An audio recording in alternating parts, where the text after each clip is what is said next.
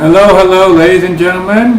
While I'm waiting for my YouTube, my recordings to upload to YouTube, getting some kind of, I kind of take a break sometimes and start addressing my clients' computers. So this client computer is an M305 64910. Basically, it's a Toshiba laptop with 4 gigs of RAM, and I've already removed the keyboard here, as you can see, and also the screws that held everything underneath. Really basic stuff there. And so what I'm doing is simply removing what's it called, the keyboard here. And I've already unhooked all the connections under here and everything. So we'll just put that aside here. I actually have a lot larger area I work on, but I kind of just do this while I'm working here. So here we're about ready to replace the motherboard here, since it has been diagnosed as faulty. And so yeah, we'll just get busy here. I'm screwing the last few screws here to allow me to do that. And I'll be right back.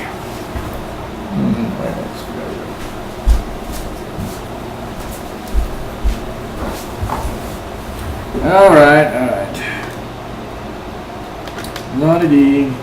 While I'm brainstorming about my next move. La-di-dee. And then usually I'll have a video playing of an inspirational speaker or something, and I'll have music playing. But for the sake of this video, I am reducing the noise. So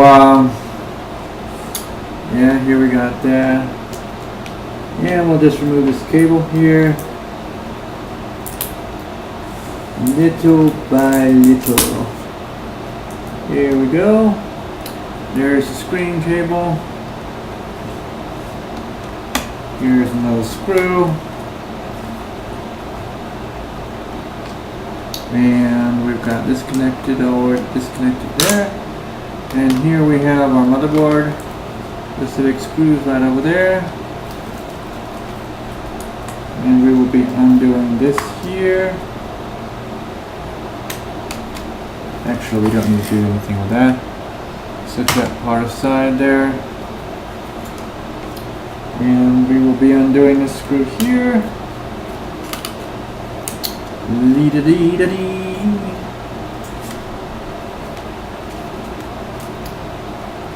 And these screws here. All the same length, so no need to, except for these two, keep them separated. And I think there is one.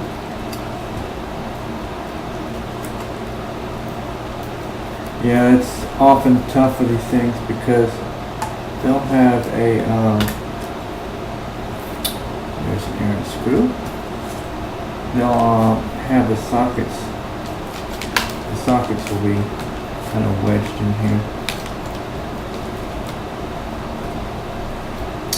And now we turn the computer on the back here, and I know just exactly what needs to be done.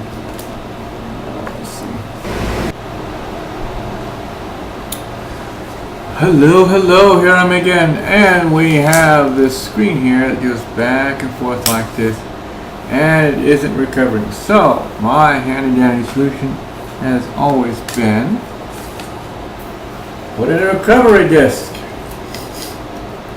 First we determine whether it's a 64-bit or 32-bit operating system. It used to be a Vista, so it is likely a 32-bit. So we have our bootable disk right here, and we have well, let me see, what Windows do we want to put on here? Which version? I wonder. How about Windows 7 Home Premium 32-bit? It's not its recovery disk, but I have a whole bunch of disks here that I use to put the system to for such problems as this. Completely writes a whole new operating system on here, and then we're good to go. So what we're going to do is, this is like any typical procedure. It'll read the disk. Toshiba's you usually have to push a button, but either way, I think it's reading it now. Yeah, there's a flashing thing, and we'll get this going. We will go into the BIOS here, and we have selected the boot from disk. Sorry, it's so far away. There we are. Boot from CD. So that's what we selected. What we'll do is we will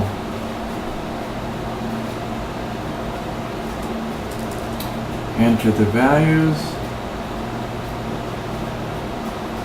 and we'll move it to the top. Now we've done that.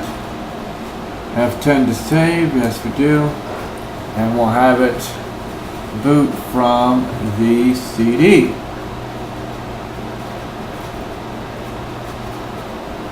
Now I must recommend that when you restore, you always have hooked up to power. Let's see.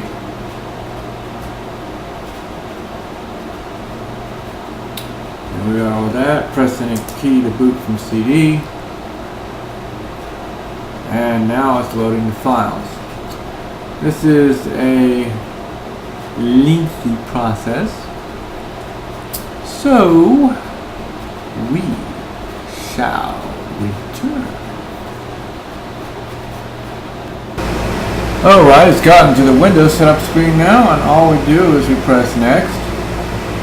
And this is traditional installation here. Nothing new here. Setup is starting.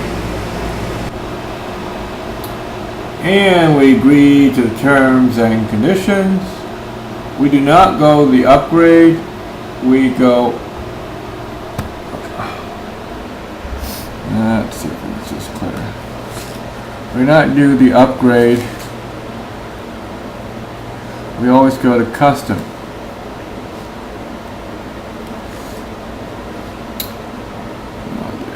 The custom. We are not upgrading. We are actually overriding the system. So what we want to do is to definitely make sure that we choose our partition that is the largest. This is your backup one. This is the one that we have in there. Close to 300 megabyte hard drive. Go up here and we press next. Now, this is a partition you say may contain files of previous Windows installation. If it does, these files and folders will be removed to a folder named Windows Old. Now, this is what you got to remember. It's not going to erase anything that's on here. It's just going to partition. It's just going to put into a folder called Windows Old. So you'll be able to access them. So here we go with our setup process. This will take some time, so we will pause the video right here. Hello, hello. Now we can see that Windows has finished installing here. Right here is, all you see is a blank desktop. You got your little trash can up here. Now the thing about Windows installation is that it starts out completely bare. So what you want to do is that you want to put in here, you want to install its drivers, because there's no drivers on here anymore. So you want to go into computer management. So you go into computer management,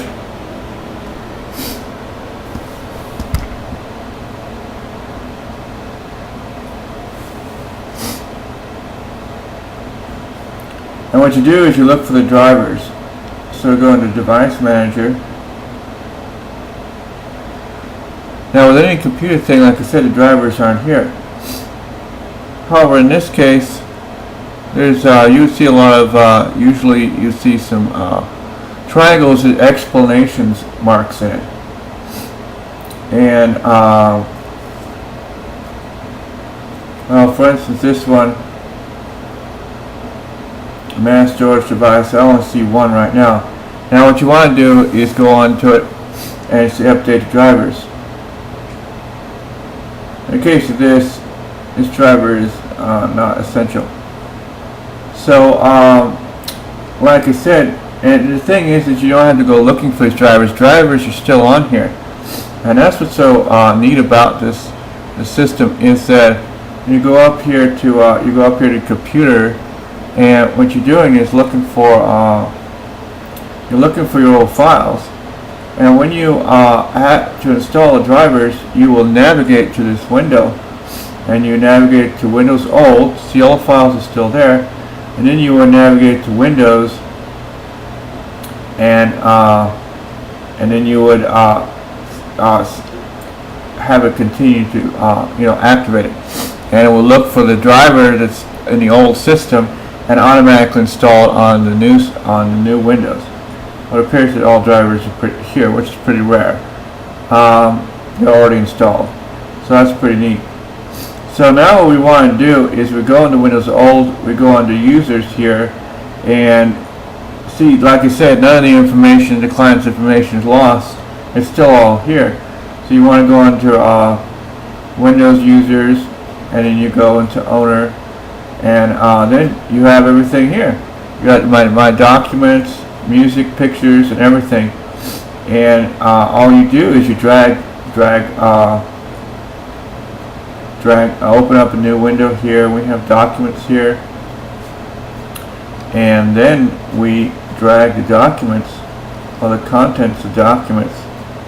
Control all, selects it all. What I'm going to do is drag it all over here into the documents here. So like I say, this is a lot of people say, oh, you're going to install a new Windows operating system here. That means you're going to lose everything. Well, actually, that's not true, because of the way you do it. And it just automatically puts all your contents in a called Windows Old, and you just go to that folder and you drag out all the owner's contents. We're talking about the pictures. When we see he has some music here, so click on the music, Control all. And like I say, if you have any questions about this, I'll be glad to explain it into further detail, because it may not be the clearest here as you install software on here and share the screen with you. But basically, this was hardware replacement anyway. I'm just giving you a bonus as far as the programs go. So basically, it's documents, pictures, and then you want to do is navigate to desktop, because people put stuff on a desktop. So from the look of it here, he's got some files on a desktop. We'll go ahead and select those here, and we'll put those in my documents, and he can and the rest of these are shortcuts, so don't you worry about that. So after you've done all this, what you want to do is because as you can see here, the space here is taken up. There's only 77 gigabytes left. A lot of this is of the old system. So after you've done installing your drivers and moving the client's information over to our new system, to our new desktop here, what you want to do is click on this and press up delete, and you'll delete all this old system, including whatever viruses were on there or anything else like that. So that's pretty neat. And then you want to install your programs on the client's desktop, and your Microsoft Office compressor, all the licenses for since he's in the military, and whatever the client wants. and effectively he's got a new system here, a new computer all set up here, and it's like out of the box. Usually this is a more drastic method that's needed when the computer doesn't want to boot up, and this way the client doesn't necessarily have to supply the restore disk, because many times he doesn't have it anyway, he or she doesn't have it anyway.